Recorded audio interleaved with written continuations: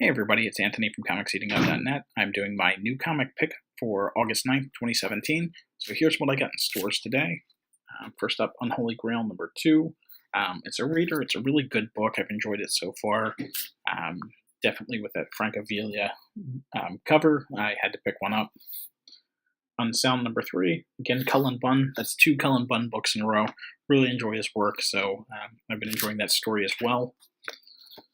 Shadows of the Grave, Richard Corbin. He's a classic horror artist. Did a lot of work with Eerie and Creepy, a lot of the Warren publications back in the day.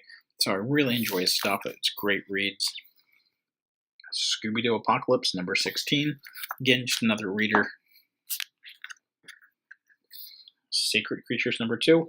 Enjoyed the first one enough that I picked up the second one, but I hate these black back covers. They're a great way to get fingerprints all over it. Mr. Miracle number 1, Tom King's new book for DC. Deadpool Kills the Marvel Universe again. Another reader, and once again Cullen Bunn, so that's the third time Cullen's on the list this week. Baby Teeth number 3. That's Donny Cates' new book. It's a good read. I read 1 and 2 in advance, so it's going to be nice to read number 3 as a floppy copy when it comes in, or when it came in. Edge of Venomverse number 4, that great Latina cover. Again, that's kind of just a reader for me. Redlands number 1, that's the new Image book, again with that black cover, which is going to just get a ton of fingerprints on it. Hellboy in the BPRD, 1955, another reader. Toyetica number 1. This sold out pretty early at Midtown, so I grabbed a copy of it. I'm just going to throw it up on eBay and see where it goes.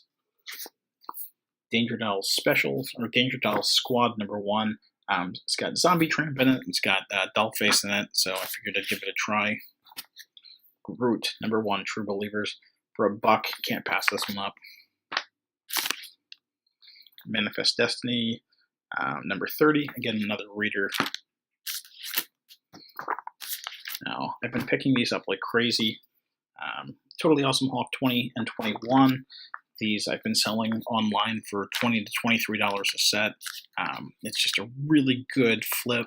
I've sold 4 or 5 sets of them already. And then this one should be no shocker to you guys. This is probably the biggest purchase I made this week. The Artgerm variant for Supergirl 12. I got quite a few copies there. I've got more coming in from Midtown. Couldn't pass those up. I'm going to get these signed at New York Comic Con. And finally, another copy of Totally Awesome Hulk, number 21. I've been getting anywhere up to $16 for these, so or up to like $12, I should say, for those by themselves. But I've been putting them together with 20 and 21 as a set and getting like $23 for it.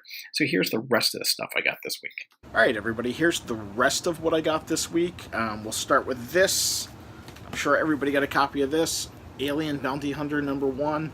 I finally got my copy in. In fact, that's a sealed pack of 5, and I got 2 of them. I got 2 sealed packs of 5. These are shrink wrapped as they come from Vault Comics, so I had ordered a couple of packs of those. Other stuff of interest you might find interesting. Cannon Busters number 1. I got the wraparound cover. I got 2 of those, and 2 of number 1, the B cover. So this one is a little bit of a spec. I will let you in on the fact that that's been it's being made into a animated show on Netflix. So it's going to be a Netflix streaming anime show. There is a San Diego Comic-Con number 0, which I have on the way now. I had ordered it, and I couldn't really say anything about this book until wasn't sure that the book was coming out, because the website I ordered it from said that they reserve the right to change prices or cancel orders based on it appearing on a spec site. ComicSeatingUp.net is a spec site, so I don't know if he reads it, but if he sees it on there, who knows what he would do. So what else I got? This is always fun. So I'm always searching on eBay for cheap CGC graded comics.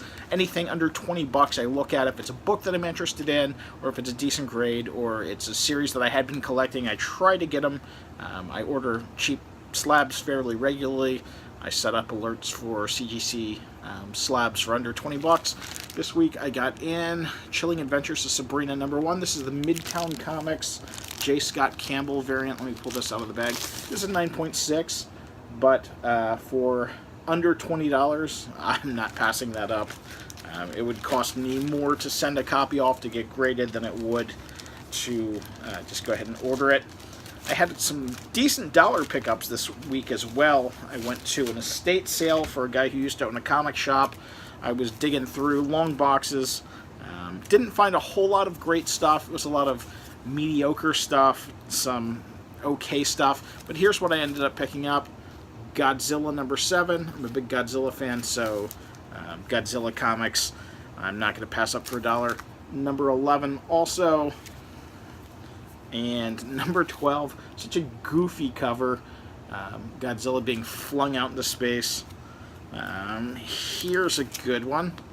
Masters of the Universe #1. Some He-Man action for $1. It's the DC miniseries. It's a 3-issue miniseries.